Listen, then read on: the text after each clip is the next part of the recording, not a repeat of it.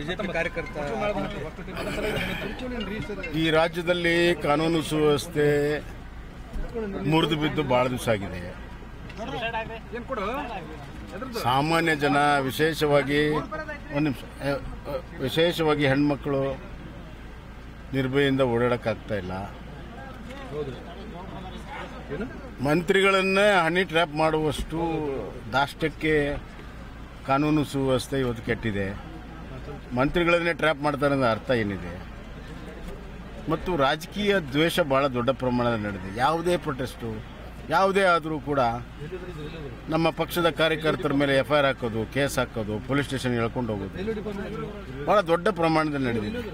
ಇದು ಎಲ್ಲ ಜಿಲ್ಲೆಯಲ್ಲಿ ನಡೆದಿದೆ. ಅದು ವಿಪರೀತ. ಮೊನ್ನೆ ಮಡಿಕೇರಿಯಲ್ಲಾಗಿ ನಮ್ಮ ಕಾರ್ಯಕರ್ತ ವಿನಯನ ಆತ್ಮಹತ್ಯೆಗೆ ಇವತ್ತಾಗಿದೆ. ಇದು ಸಂಪೂರ್ಣವಾದ ತನಿಖೆ ಆಗಬೇಕು. ಈ ಪೊಲೀಸರು ತನಿಖೆ ನ್ಯಾಯಸಮ್ಮತವಾಗಿ ಮಾಡ್ತಾರೆ ನಂಗೆ ವಿಶ್ವಾಸ ಇಲ್ಲ. ಹಲವಾರು SIT ಮಾಡಿದ್ದಾರೆ, ಯಾವುದೂ ಕೂಡ ನ್ಯಾಯಸಮ್ಮತವಾಗಿ ನಡೆದಿಲ್ಲ, ಪೂರ್ತಿನೂ ಆಗಿಲ್ಲ.